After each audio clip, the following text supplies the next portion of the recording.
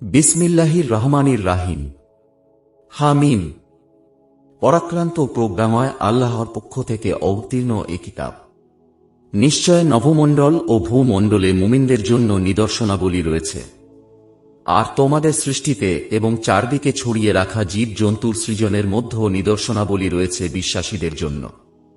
দিবা রাত্রির পরিবর্তনে আল্লাহ আকাশ থেকে যে রিজিক বৃষ্টি বর্ষণ করেন, অতঃপর পৃথিবীকে তার মৃত্যুর পর পুনরুজ্জীবিত করেন, তাতে এবং বায়ুর পরিবর্তনে বুদ্ধিমানদের জন্য নিদর্শনাবলী রয়েছে। এগুলো আল্লাহর আয়াত যা আমি আপনার কাছে আবৃত্তি করি যথাযথ রূপে। অতএব আল্লাহ ও তাঁর আয়াতের পর তারা কোন কথায় বিশ্বাস স্থাপন করবে? প্রত্যেক মিথ্যাবাদী পাপাচারীর দুর্ভোগ। সে আল্লাহর আয়াতসমূহ শুনে অতঃপর অহংকারী হয়ে জেদ ধরে যেন সে আয়াত শুনেনি। অতএব তাকে যন্ত্রণাদায়ক শাস্তির সুসংবাদ দিন। যখন সে আমার কোনো আয়াত অবগত হয়, তখন তাকে ঠাট্টা রূপে গ্রহণ করে। এদের জন্যই রয়েছে লাঞ্ছনাদায়ক শাস্তি। তাদের সামনে রয়েছে জাহান্নাম। তারা যা উপার্জন করেছে তা তাদের কোনো কাজে আসবে না। তারা আল্লাহর পরিবর্তে যাদেরকে বন্ধুরূপে গ্রহণ করেছে তারাও নয়। তাদের জন্য রয়েছে মহাশাস্তি। এটা সৎপথ প্রদর্শন, আর যারা তাদের পালনকর্তার আয়াতসমূহ অস্বীকার করে তাদের জন্য রয়েছে কঠোর যন্ত্রণাদায়ক শাস্তি। তিনি আল্লাহ, যিনি সমুদ্রকে তোমাদের উপকার অর্থে আয়ত্তাধীন করে দিয়েছেন, যাতে তাঁর আদেশক্রমে তাতে জাহাজ চলাচল করে এবং যাতে তোমরা তাঁর অনুগ্রহ তালাশ করো ও তাঁর প্রতি কৃতজ্ঞ হও। এবং আয়ত্তাধীন করে দিয়েছেন তোমাদের যা আছে নভমণ্ডলে ও যা আছে ভূমণ্ডলে তাঁর পক্ষ থেকে। নিশ্চয় এতে চিন্তাশীল সম্প্রদায়ের জন্য নিদর্শনাবলী রয়েছে। মুমিনদেরকে বলুন তারা যেন তাদেরকে ক্ষমা করে যারা আল্লাহর সেদিনগুলো সম্পর্কে বিশ্বাস রাখে না, যাতে তিনি কোন সম্প্রদায়কে কৃতকর্মের প্রতিফল দেন। যে সৎকাজ করছে সে নিজের কল্যাণার্থেই তা করছে, আর যে অসৎ কাজ করছে তা তার উপরই বর্তাবে। অতঃপর তোমরা তোমাদের পালনকর্তার দিকে প্রত্যাবর্তিত হবে।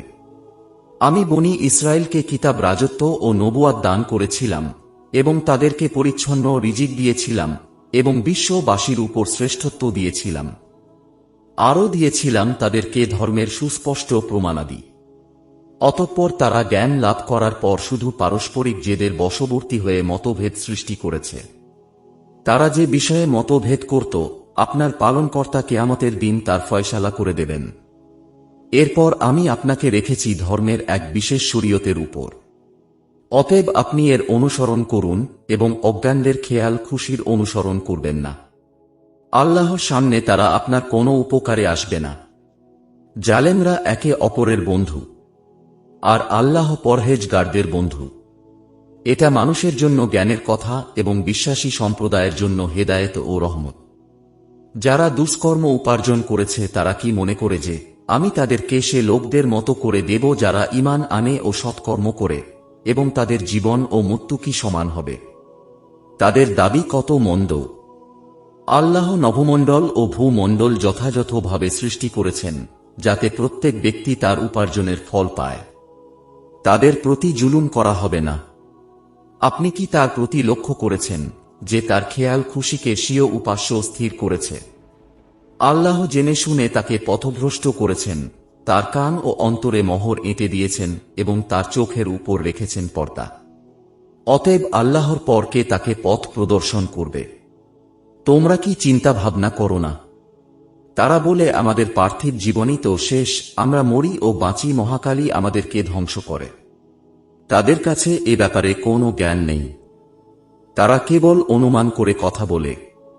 তাদের কাছে যখন আমার সুস্পষ্ট আয়াতসমূহ পাঠ করা হয়, তখন এ কথা বলা ছাড়া তাদের কোনো মুক্তিই থাকে না যে তোমরা সত্যবাদী হলে আমাদের পূর্বপুরুষদেরকে নিয়ে আসো।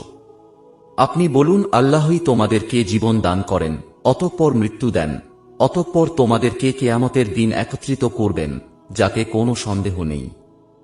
কিন্তু অধিকাংশ মানুষ বুঝে না। নভমণ্ডল ও ভূমণ্ডলের রাজত্ব আল্লাহরই। যেদিন কিয়ামত সংঘটিত হবে সেদিন মিথ্যাপন্থীরা ক্ষতিগ্রস্ত হবে। আপনি প্রত্যেক উম্মতকে দেখবেন নতজানু অবস্থায়। প্রত্যেক উম্মতকে তাদের আমল নামা দেখতে বলা হবে। তোমরা যা করতে অদ্য তোমাদেরকে তার প্রতিফল দেয়া হবে। আমার কাছে রক্ষিত এই আমল নামা তোমাদের সম্পর্কে সত্য কথা বলবে। তোমরা যা করতে আমি তা লিপিবদ্ধ করতাম। যারা বিশ্বাস স্থাপন করেছে ও সৎকর্ম করেছে তাদেরকে তাদের পালনকর্তা স্বীয় রহমতে দাখিল করবেন। এটাই প্রকাশ্য সাফল্য। আর যারা কুফর করেছে তাদেরকে জিজ্ঞাসা করা হবে, তোমাদের কাছে কি আয়াতসমূহ পঠিত হতো না? কিন্তু তোমরা অহংকার করছিলে এবং তোমরা ছিলে এক অপরাধী সম্প্রদায়। যখন বলা হতো আল্লাহর ওয়াদা সত্য এবং কেয়ামতে কোনো সন্দেহ নেই, তখন তোমরা বলতে আমরা জানি না কেয়ামত কি। আমরা কেবল ধারণাই করি এবং এ বিষয়ে আমরা নিশ্চিত নই। তাদের মন্দ কর্মগুলো তাদের সামনে প্রকাশ হয়ে পড়বে এবং যে আযাব নিয়ে তারা ঠাট্টা বিদ্রূপ করত তা তাদেরকে গ্রাস করবে।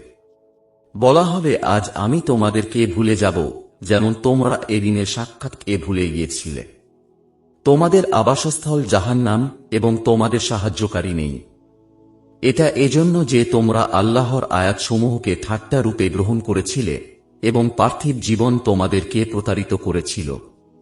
সুতরাং আজ তাদেরকে জাহান্নাম থেকে বের করা হবে না এবং তাদের কাছে তওবা চাওয়া হবে না। অতএব বিশ্ব জগতের পালনকর্তা, ভূমণ্ডলের পালনকর্তা ও নভমণ্ডলের পালনকর্তা আল্লাহরই প্রশংসা। নভমণ্ডলে ও ভূমণ্ডলে তাঁরই গৌরব।